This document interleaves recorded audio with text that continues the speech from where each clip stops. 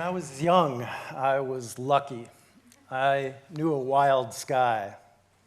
I grew up in Minnesota, which is a state in the United States near Canada. It's a country of forests and lakes, and so my memories of nights as a child are of the moon over water and the stars over pine trees. I would often take our canoe out onto the water and lie back in the bow under a sky that looks like this. And I would hear the sounds of wolves and loons and frogs. I would see the stars. I would feel the summer air on my skin.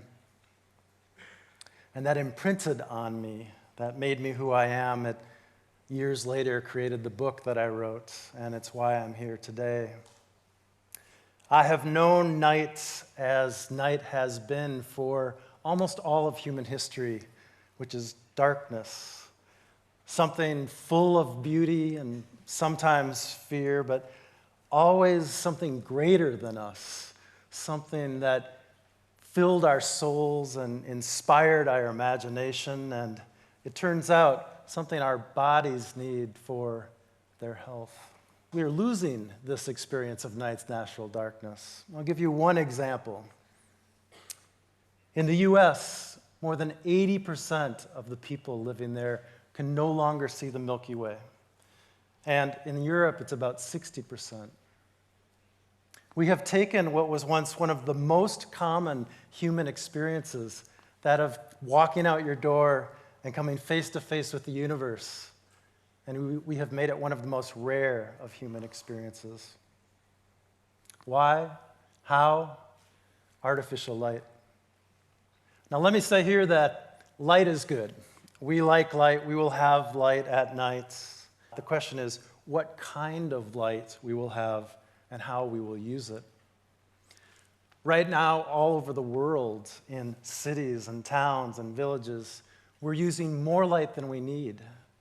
And we're using light in ways that harm our health and harm the environment and waste money and energy and take away the stars. But we're so used to this kind of lighting. We're so used to light pollution, the overuse and misuse of artificial light at night, that we almost don't notice it anymore. Light pollution is spreading all over the world. That's the bad news. The good news is that we know how to control it.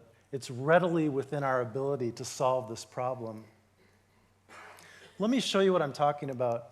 3 examples. The first, this is something that's called glare. This is that bright light that's shining in your eyes, that's shining in your bedroom, that's shining straight up into the sky. Glare. Next, we have light trespass. This is when lights from one building shine onto another building. You can see in this image that the light from the building on that side is shining across the street and bathing that house in light. And the students that are living in that house have had to hang black curtains in the windows so that they can go to sleep at night. Light trespass. Third, this is something called sky glow. That's what you see on this side of the picture. And you might not notice it at first, but these are actually photographs taken from the exact same location. On the one side, you have what it usually looks like at night, sky glow. On the other side, you have what it looked like for one night in 2003 when there was a power outage. So all this together, glare, light trespass, sky glow, creates this. This is what our world looks like at night. And I always say when I see this image, it's quite beautiful in many ways. Light in the context of darkness is often very beautiful. But please know that what we're looking at here is also an image of waste, because almost all the light that we're seeing in these photographs is going straight up into the sky. It's not making anyone any safer. It's not doing any good. It's just being wasted straight up into the sky. I want to show you something even more impressive, because sometimes when we look at these images of Earth from space, these photographs, it looks like Sure, the cities are bright, but if we could just get out of the cities into the countryside, it's dark there, right? It turns out that a team of Italian and American astronomers have created a world atlas of artificial light, of light pollution, essentially. They wanted to show the true extent. They wanted to show us that, at least in the industrialized world, almost none of us live untouched by light pollution. So here's this image of Europe in their atlas of light pollution. You can see the hot white blobs of the cities where it is the brightest, but look at all over the country. Light pollution spreads everywhere. We shouldn't think, though, that light pollution is just a concern for astronomers or people like me who love the night sky, right? There are many costs to light pollution. There's a monetary cost, for one thing. Worldwide, more than $100 billion US every year is wasted in outdoor light, mostly that light going straight up that we were just looking at. And that monetary cost is also a cost that we can talk about in terms of burning fossil fuels and creating greenhouse gases and contributing to climate change. Again, no one's saying let's not have light at night, right? We will have light. The question is, how will we have light? How will we light our nights, right? We need darkness. We need darkness in many ways. Our bodies need darkness, for one thing. Like all living creatures on Earth, human beings evolved with bright days, we need light, and with dark nights, we need darkness. Scientists are telling us now that our exposure to artificial light at night is harming our physical health in 3 primary ways. First, it's disrupting our circadian rhythms, those 24-hour rhythms that orchestrate our body's health. We actually have cells in the back of our eyes that have nothing to do with vision. They're all about telling our body when it's daylight and when it's night. And one researcher I talked to when I was writing the book told me, think of the circadian rhythm as the conductor of an orchestra and your organs as the musicians. If that conductor is confused, all your other organs, all the other musicians will be confused as well. Next, our exposure to light at night is contributing to sleep disorders, something that millions of people around the world are suffering from, and more people. Sleep disorders are tied to every major disease as well: diabetes, obesity, depression. Third, and maybe most troubling, our exposure to light at night impedes the production of the hormone melatonin. And a lack of melatonin in our bloodstream has now been linked to an increased risk for breast and prostate cancer. The World Health Organization now considers working the night shift a probable carcinogen. And what's the worst kind of light for us to see at night? Blue light. Exactly the kind of light that we're seeing more and more of in our screens, on our phones, and it turns out in our street lights as well, which I'll talk about in just a minute. But first, let me tell you, we're not the only creature that needs darkness at night, right? I like to say that when we go inside at night, the wild world comes alive outside. More than 60% of invertebrate species, mostly insects, are purely nocturnal, and 30% of vertebrate species are nocturnal, and so many other species are what we call crepuscular. They're most active at dawn and dusk, and all these creatures have evolved to depend on darkness for their time to move and mate and migrate and feed and be out in the world, right? When we flood their habitat with our artificial light, we essentially destroy that habitat. There are so many examples. Let me quickly give you 3. Number 1, sea turtles. Sea turtles have evolved to come onto shore to lay their eggs.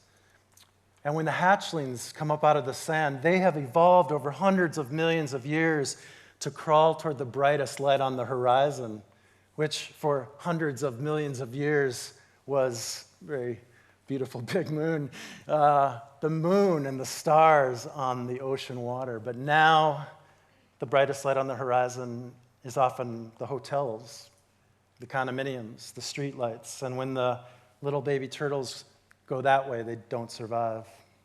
Migrating birds suffer greatly from our lights at night. We have, in the US, more than 400 species of birds that migrate at night, and the number is similar in Europe. Lots and lots of migration at night, and they're drawn off course by our bright lights. They run into our towers, our wires, our buildings, and maybe worst of all, they're trapped.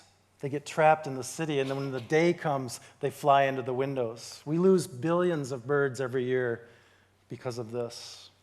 Insects are drawn to our lights, right? And so what's so wrong with this? Well, when moths, for example, are drawn to our lights, they're not doing what they ought to be doing, which is pollinating the plants and flowers that fill our world. And in fact, moths and insects are a vital part of the food chain in any ecosystem. So when our lights draw them out of the ecosystem, we actually call it a vacuum. The way that the lights draw them out, we impact up and down the ecosystem.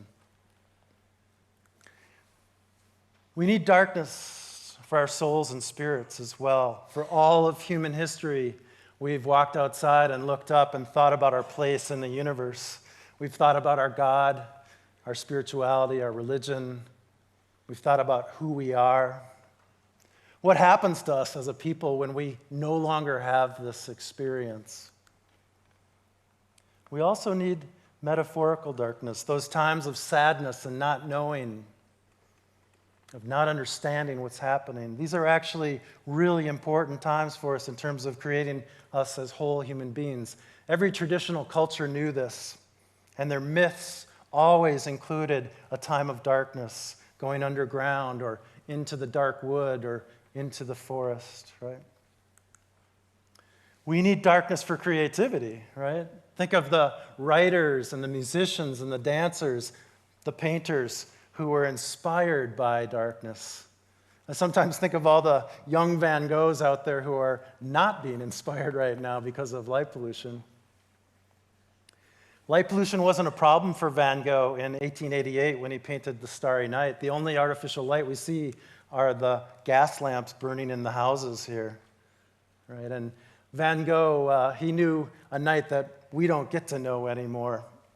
He used to write to his brother Theo about the colors of the stars in Paris. And now we're lucky if we see any stars in Paris. A friend of mine who's an astronomer decided to update this painting for us as though Van Gogh were alive today, what he might paint if he were living with light pollution. And here it is.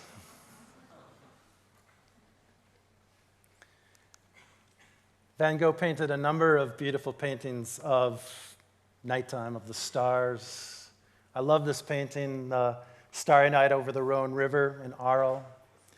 For my book, I went to Arles in the south of France. I wanted to go. You can actually go to the exact spot where Van Gogh stood under the gas lamp to paint this painting. And so I waited until it got dark, and I went to the spot. They actually have a poster there that says, "On the spot, Van Gogh painted the painting." And I got there, and this is what I found. It turns out that we are afraid of the dark. We're afraid of darkness, and we're taught that darkness is bad and light is good and more light is better. We hear this a lot when it comes to safety and security, right? Because some light is good, that more light is better. And I want to show you two images back to back that will at least raise the question if the wisdom of this thinking. Here in the first image, we see a very bright light. It's what we call in the States a security lights. They're on the houses and buildings all over the country, all over, I've seen them all over Europe, they're all over the world. And I want you to notice a few things about this image. This very bright light is making it hard for you to see, and it's casting shadows. And maybe the worst thing that it's doing, it's giving you the illusion of safety. You think because it's a bright light that therefore it's safe. I'm going to show you another image now, and the only difference with this next image is that the photographer will hold his hand to shield the light. And when he does that, then you can see the bad guy in the shadows, right?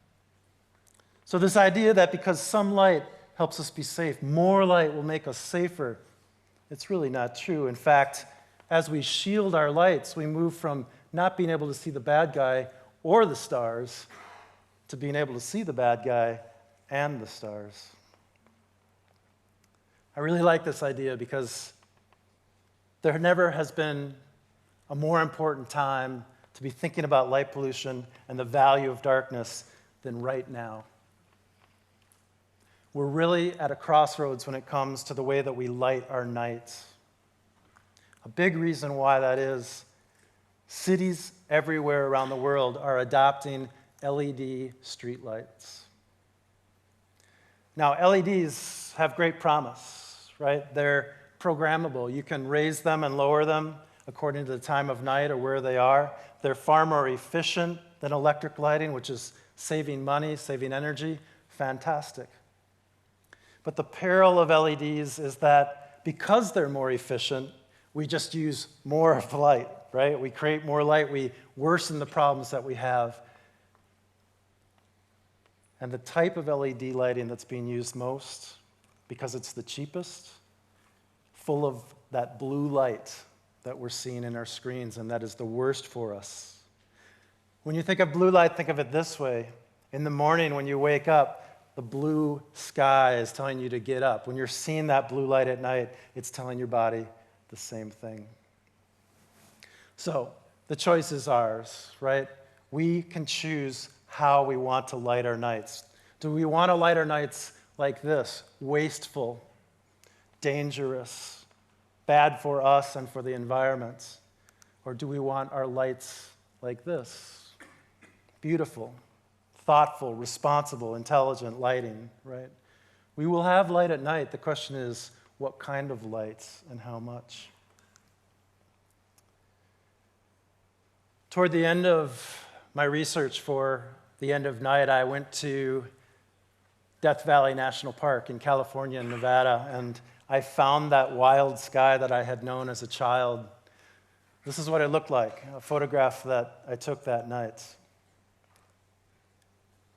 And I'll never forget standing in the desert that night, staring north, watching the stars rise out of the horizon on one side and fall off the edge of the earth on the other. I could feel the universe revolving over me. And I realized what we're losing, but also what we can regain. A world where seeing the Milky Way is part of what it means to be alive on this beautiful planet, and where night's natural darkness is part of every human life. Thank you.